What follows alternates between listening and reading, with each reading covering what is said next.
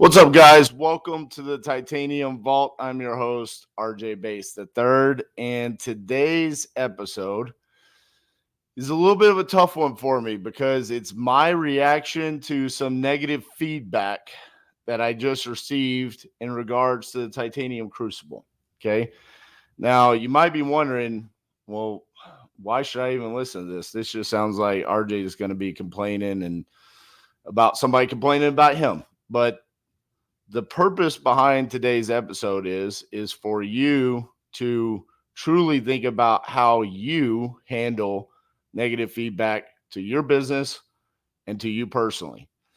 And I'm going to share what happened. I'm not going to use any names or anybody like that, but I do want to share the experience because it happened today. And so the emotions are still fresh for me. And I'm still trying to decide how to handle the situation. And the reason why this is even a topic for me is because here at Titanium, we truly do pour all of ourselves into the crucible.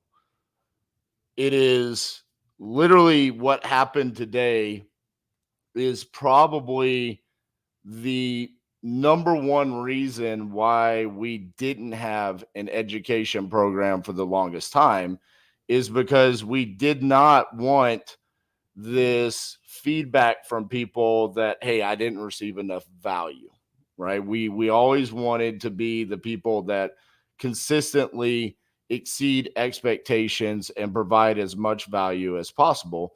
And we think we've done that for the most part, but this person that just recently attended the last crucible didn't think so.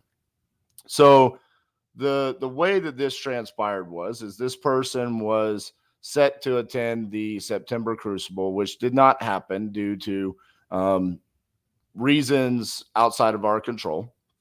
And what we did is as an attendee of the Crucible, what you receive is one of the many things that you receive is a free month of batch leads, batch dialer, and batch driven. Okay. Now, this is not something that is given to us. We actually take the money that we receive for you attending the Crucible and we pay for it ourselves. And so what we did for this person and their partner is we signed them up for their batch leads account and as a gift, an apology of sorts, was we actually gave them 18,000 skip trace records out of our own data and uploaded it into their batch leads account for them to begin marketing from the month of September to October until they attended the actual Crucible. Um, One of the other things that we provide to Crucible attendees is a hotline, which is an open phone number that you can text message essentially, where it is we're there for deal analysis, coming up with offer amounts, coming up with an ARV. This is always available during business hours. So mainly Monday through Friday, somewhere in the time frame of 9 a.m. Central to about 7:30 p.m. Central. And this was provided to them to communicate so we could help them along the ways. I also took the time, I personally went in and set up the batch leads account and went ahead and put in the text templates and the quick replies and all of the things that we provide to our attendees to get them set up. Now, I say all of that to say that this was done prior to the Crucible itself. Okay. Now, the feedback that we received is that they did not receive value from the event. They were disappointed, and this is valuable feedback for us as business owners, for people that run an education program that actually care about their attendees. And what I want to talk to today about is kind of my process of handling that feedback and the thought process that I go through, because I think people appreciate when I share my thought process through different things. I've had positive feedback in that regard, so I want to share my thought process when it comes to this kind of negative feedback. So this morning about 8:30, I was leaving the house and on my way to the office, and I'm sure people have heard me talk about this before, but I cherish those 8 minutes from my house to the office.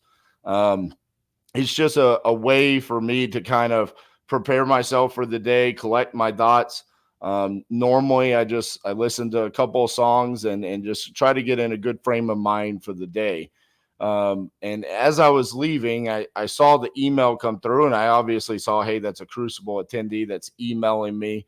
I want to check this real quick just to see what it is, make sure it's not an emergency. And then the email basically laid out, hey, we're highly disappointed. We feel like we didn't receive enough value from the event. We thought we were going to have a full game plan moving forward of what to do in our business, and we would like to get a refund for our money. Now, at that point in time, obviously a wave of emotions comes over me, right? I am immediately going to think about all of the different things that we as a company did to service these individuals, right? Now, as the emotions kind of calm down for a second, then I have to put myself in their shoes, because I feel like that's the first step that I go into, where I probably think about what we did, and then I'm like, well, maybe they didn't think about what we did. They didn't put themselves in my shoes, so I want to do that, right? So I'm thinking about the fact that these people were from out of state. They had to travel here. They had to get on airplanes. They had to rent cars. They had to stay in hotels, right? That's uncomfortable. They had to spend 2 or 3 days away from their family and their businesses and all of that, right? And so that's a lot. I understand that. And the other aspect of it is maybe the information didn't resonate with them. And I think that's probably, as an educator, um, one of the hardest, uh, I guess, realizations to sometimes come to grips with, that, hey, the way that I delivered the message might not have sunk in, and it might not have been well received.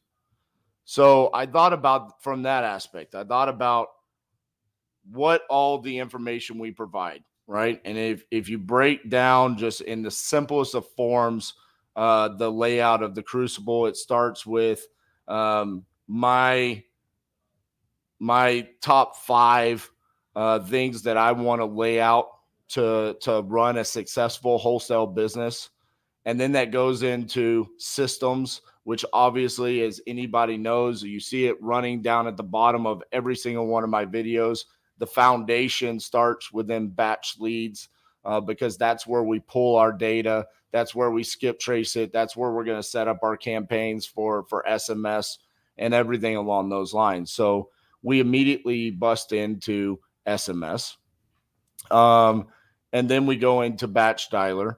And then we have Andrea Stakes, a beautiful young lady who runs Integria virtual assistance business, and she flies in, and she has a 30-minute portion where she talks about utilizing virtual assistants for your business and how we utilize virtual assistants in our business, cold calling using batch dialer, which plays off of what we just previously talked about. And then as the day progresses, that night we go axe throwing together as a community, get to know each other. All of the attendees, all of my entire company attends the axe throwing. And then the next day we start off with Elijah, my partner, who delivers a very passionate speech about understanding the importance of your thoughts, understanding the importance of your words, and understanding the importance of your actions, and how that kind of parallels with your business and your life, and understanding what is your purpose behind doing this, right? Identifying your identity. Okay. Some people have been so moved that we've seen them cry in attendance. People have handwritten Elijah personal notes about how moving the speech is. Elijah is a gifted speaker, as well as someone who probably carries more wisdom than he's aware of, and I think he admits that to a certain degree, that he realizes that speech is not a speech that was something that he developed, but he feels it was very much given to him by God to make an impact on people's lives, and it has. After that, Cassie comes up and she shows comps and goes into the deal analysis aspect, which through the 100+ attendees of all of the crucibles that we've had, is quite possibly the number one aspect of this business that people say, I need the most help with. I need help with pulling comps. Um, this particular crucible, we had a special attendee. We had two young men that came in with batch from Phoenix. They discussed how they're getting land deals, usually batch driven virtually. They broke that down for people. And then after that, I wrap up the crucible pretty much with exit strategy first, how we do deal analysis. I talk about seller finance subject to the importance of understanding exit strategies that determines your acquisition strategy. And then we wrap up, and there's gifts that we give along the way. We provide a Chromebook to our attendees. We also buy Extreme Ownership, a book. And then we also give everybody a titanium cube, an actual titanium piece of titanium for attending the crucible. So that being said, when I'm told that we don't provide a lot of value, obviously emotionally, I'm very upset about this. And from that, what I have to look is internally, I have to think about, why am I upset? And did we provide enough value? Did we provide what we say we're going to give to our attendees? Because the thing about negative feedback is at times it will come out of left field and it will feel as if it's unwarranted. And during the conversation with this person that filed this complaint and this request for a refund from the crucible, was that at times the information was provided too quickly. And then ultimately what it came down to is they really wanted more of RJ and less of the other people, which is fine. And my response to that is, hey, look, at times you have to understand that when you're attending an event and there's multiple people there, the information will be received by a group better from multiple voices. If I were to get up and speak for 16 hours straight, I don't know if it would necessarily be well received. I don't know if my voice could last for 16 hours as loud as I talk. But at the end of the day, this gives us an opportunity to become better at what we do. There is value in negative feedback. Correlating that to your business, whether that's wholesaling or whatever it is, there's constantly feedback that's coming to you where you should take that and you should really put yourself in those people's shoes. Maybe the answer that they're giving you is not necessarily the real answer, but you should sit down and you should really, truly think about what they're telling you and how can you make sure to avoid that in the future. Now, in regards to this scenario and this specific negative feedback, what's going to be the outcome? I don't know yet. But I do know that 6 months from now, a year from now, because of this negative feedback and because I know myself and I know what this does for me, this will make me better. Maybe not today. Maybe today it consumed my mind. It consumed my emotions so much so that I had to make a video about it. But in the end, once I'm able to sit down and think about the fact that someone came into my house listened to everything that I had to give, fully explained everything that Titanium Investments does, and said that wasn't good enough, that means I'll be better in the future. Because I don't ever want to hear that again. And somewhere along the way, someone said, document your journey. So today, I guess this is my documentation of saying, I'm going to be better. And I'm going to make sure that I avoid negative feedback, specifically for the Crucible, at whatever cost. Thank you for listening to today's rant. Hopefully next week's video is better than this one. Maybe more impactful. We'll see you then.